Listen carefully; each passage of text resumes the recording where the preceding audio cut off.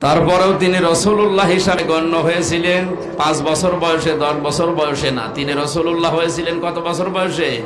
40 বছর বয়সে। যে জিনিস পেয়ে তিনি রাসূল হলেন তার নাম কোরআন। তার নাম কি? কোরআনে কারীম নাজিল হওয়ার আগ পর্যন্ত তিনি মুহাম্মদ ইবনে আব্দুল্লাহ হিসাবে পরিগণিত ছিলেন এলাকাতে। তার চরিত্রের সার্টিফিকেট দেওয়া হিসাবে মানুষেরা হয়তো তাকে বলতো যে আপনি আল আমিন, আস সাদিক, এই সমস্ত নামগুলো, কিন্তু রাসূলুল্লাহ কেউ বলতো না। রাসূলুল্লাহ হওয়ার আগে 17 বছর বয়সে একটা সংগঠন বানিয়েছিলেন, হিলফুল ফুজুল, শান্তির সংঘ। 17 থেকে 40 বছর, 23 বছর একাধারে চেষ্টা চালালেন দেখি দুনিয়াতে শান্তি প্রতিষ্ঠা করা যায় কিনা। যেহেতু আল্লাহর নির্দেশ এবং কোরআনের নির্দেশ আসে না, এই জন্যে 23 বছরে কাঙ্ক্ষিত মানের শান্তি তিনি প্রতিষ্ঠা করতে পারেননি।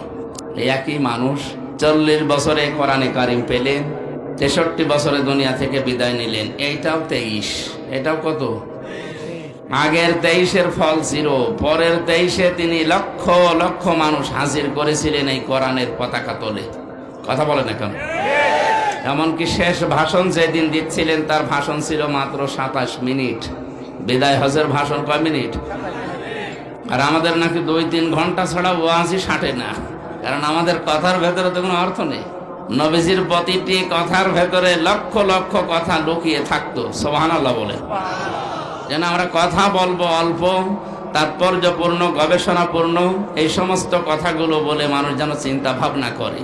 আল্লাহ রাব্বুল আলামিন বলেন, ওয়ানজালনা ইলাইকাল যিকরা লিতুবাজ্জিনা লিন-নাসি মা নুযিলা ইলাইহিম ওয়া লাআল্লাহুম ইয়াতাফাক্কারুন। সূরা নাহলের 44 নম্বর আয়াতের শেষের দিকে আল্লাহ জানিয়েছেন, হে নবী, এই কিতাব, এই জিকির, এই আলোচনা আপনার কাছে আমি কেন দিলাম জানেন? আপনি জীবিত মানুষদের সামনে স্পষ্ট ব্যাখ্যা বিশ্লেষণ করে বোঝাবেন। আর যারা আপনার কথা শুনতে আসবে তাদের একটা দায়িত্ব দিলাম, তারা এই কথাগুলো শোনার পরে বাড়ি যেয়ে যেন চিন্তা ভাবনা করে। যেন এই মাহফিল প্রতিদিন হয় না, 1 বছর পরে মাত্র 4-5 ঘন্টার জন্য হচ্ছে, সেখানে আমার মাত্র 1 ঘন্টা 10-15 মিনিট।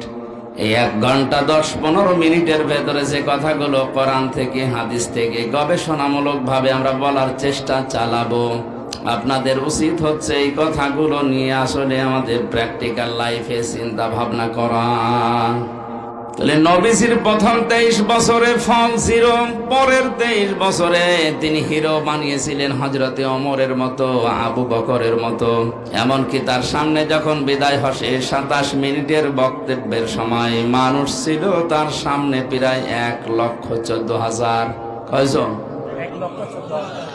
1,14,000 মানুষের সামনে শেষ ভাষণ দেওয়ার সময় নবীজি বলেছিলেন, তারাকতু ফীকুম আমরাইন, আমি 2টি জিনিস তোমাদের জন্য রেখে গেলাম। লাং তাদিল্লু মুজারে, বর্তমান, ভবিষ্যৎ, প্রেজেন্ট, ফিউচার।